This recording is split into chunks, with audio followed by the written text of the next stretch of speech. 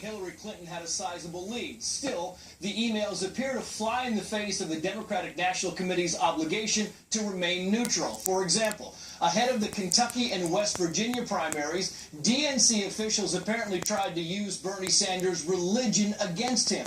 Sanders is Jewish, but says he's not religious. So in one email, the DNC chief financial officer wrote, quoting, "I think I read he is an atheist. This could make several points difference with my peeps. My Southern Baptist peeps would draw a big difference between a Jew and an atheist." In response, the CEO of the DNC writes, quote, "Amen."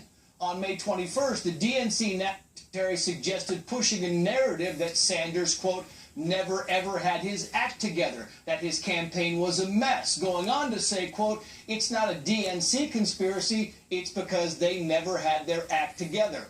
And when Bernie Sanders complained that the party hadn't been fair to him, Debbie Wasserman Schultz herself wrote to her colleagues, quote, "Spoken like someone who has never been a member of the Democratic Party and has no understanding of what we do." Sanders, of course, caucused with the Democrats, but had long been an independent.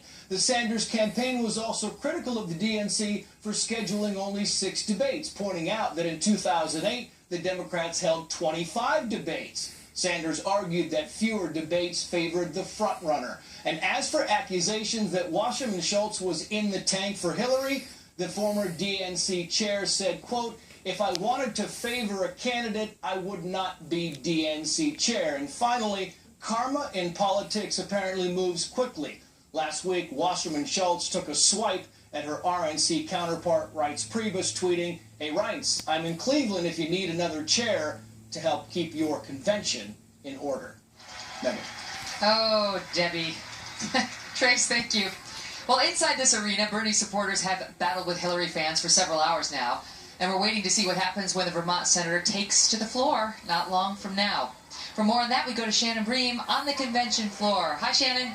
Hi, Megan. Well, I've got Jose here with me. He is a Navy veteran. He is an ardent Bernie supporter, and he's feeling a little burned these days, not in the good way. Let's talk about the emails, your reaction, how you feel like the party has treated you as a supporter. Right. Well, with the emails, I would like to say it's kind of the thumbprint on the scale, and what I mean by that is the Bernie people have had a thought, and even Bernie said it himself, that the DNC has been pushing a lot toward Hillary's favor and not giving a fair shot to the people. So with the emails, it's the direct evidence that they were putting their thumb on the scale in favor of Hillary Clinton. So that created a really strange environment for us to all come into. So that's kind of where everybody started, getting angry at that point. Yeah, and you guys not happy about the VP pick. You're not happy about some of the platform. Do you feel like the Clinton campaign is listening to you? Do you have a voice? How do you feel they've treated you coming into this convention? Right. I hope for more, a lot more. I think one thing that has been completely wrong with the whole entire thing is the fact that they're not listening to reaching out to us, where we want somebody to be excited about a liberal or progressive, maybe an Elizabeth Warren pick, maybe even Al Franken pick, or possibly even Bernie himself, which is an unbeatable ticket. And then on top of that, they have been the entire convention kind of just going Hillary, Hillary, Hillary, Hillary, Hillary, Hillary's going to be our nominee, and they haven't given us the acknowledgement that we're actually fighting for Bernie and what we've done for Bernie. And they've been very vocal here on the floor. We expect more of that tonight. Megan, back to you. Shannon, thank you. Joining us now with more, Teslyn Figaro, a former Bernie Sanders campaign staffer, and she's founder of the Teslyn Figaro Communications Group. Austin Goolsbee is here. He's previously the President Obama's chief economist and is an economics professor at the University of Chicago's Booth School of Business. And Namiki Konst. She's a Bernie Sanders supporter and founder of the Accountability Project. Great to see you all. Thank you. Nice to see you. Unbelievable, right? Yeah. I mean, it's really unbelievable when you look these emails. They clearly show that the DNC was working to elect her over Bernie. There's no question they had their thumb on the scale. They talk about him very negatively, and in particular, the knock on his faith. They appear to conspire to raise his faith against him, and the response is amen, like, yes, let's do it. Teslyn, let me start with you. Your thoughts about it? Well, you know, to be honest with you, I've seen this throughout the entire Democratic Party. It's not just the DNC, the leadership there. I've seen it across the state of Florida on every campaign that I've worked. It's been a constant rhetoric about how Republicans are racist, how Republicans are the big, bad, evil ones. But what I have consistently seen throughout the Democratic Party, and we have the results and the numbers to back it up, that there has been constant racism within the party. There's been constant gender issues within the party. And as we can see, even comments against religion. So I'm excited to see that the party has been exposed for what it is. Trump called Bernie Crazy Bernie for saying that it was a conspiracy, that it was rigged, and we see that it was, and I'm hoping that Senator Sanders pulls to support it. Mm-hmm. What about Debbie Wasserman Schultz, who, ripped into the Republicans for, all sorts of things, including misogyny? She's been all over Trump for misogyny. There's a memo from her vice chair calling a very well-known news anchor a bimbo. Is there a response from her saying, we don't talk like that, that's not appropriate? Not that we've seen. The hypocrisy in these emails, Nomiki, really paints an ugly picture. I'm a Democrat. I believe in the Democratic Party. I think that the past 10 years we've had the wrong leadership in the Democratic Party. I think it started with Tim Kaine, quite frankly, when he came in and he took us apart from that 50-state strategy and wanted to encourage leaders across the country to run and to build their parties up. And he took it to a fundraising factory. And then it continued on with Debbie Wasserman Schultz. This is a clear cultural problem. There needs to be a cleanup of our party. We saw it in the emails. We see it in our leadership. The CFO should be fired. The CEO should be fired. And the way that they're treating the Bernie Sanders delegation, I'm a delegate down there, they're telling us to put our signs down. They're telling us to unify. Well, what I would like to see is, we're 46% of this party now. We have taken over the party in many states. We are Democrats, we're liberals, we're disaffected voters, we're union members, we're independents, we're new voters, we're young people. We are the future of this party, and they need to come to us and say, what can we do to get you? Austin, today there was a remarkable moment where Bernie was speaking to his constituents, Bernie Sanders, and he mentioned the name of the nominee, Hillary Clinton. Watch what happened. Let's play it. We have got to elect Hillary Clinton and Tim Kaine.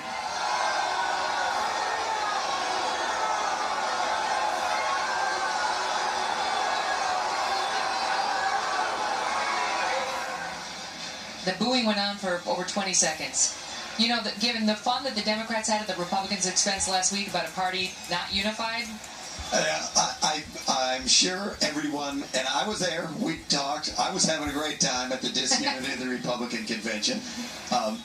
We're all kind of eating a little humble crow. It's true, we had a raucous and long primary. The Sanders people are close to, 46% or something of the delegates. I think it's a little different than in the Republican Party, where you had the number 2 candidate basically condemning the nominee from the floor. Again, always trying to distract everybody from your party's wrongdoings. What does that have to do with the Democrats? John Casey in the emails would not even show up at the convention. So I think it is a testament to the Sanders people. They're here.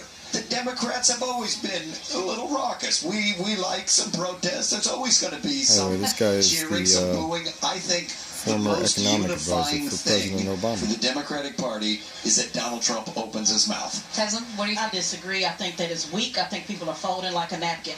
What is the point of having a revolution if there's no consequences? If I was Senator Sanders, I would ask my delegates to leave the floor. Really? Oh, I don't think so. I have to disagree with you on this. Yeah, but I'm an independent. I'm not a Democrat. I think that there's no consequence. If people continue to fall in line and sing Negro spirituals like they were doing this evening, there'll never be a consequence. You'll never be respected if you do not show that you cannot toy with me, as Donald Trump said earlier this year. What about it, Nomiki? Because they booed everyone who mentioned Hillary's name. There were some tweets out today saying, maybe they should think about not mentioning her. Because every time they say Hillary's the secret in the room is this woman's running for president.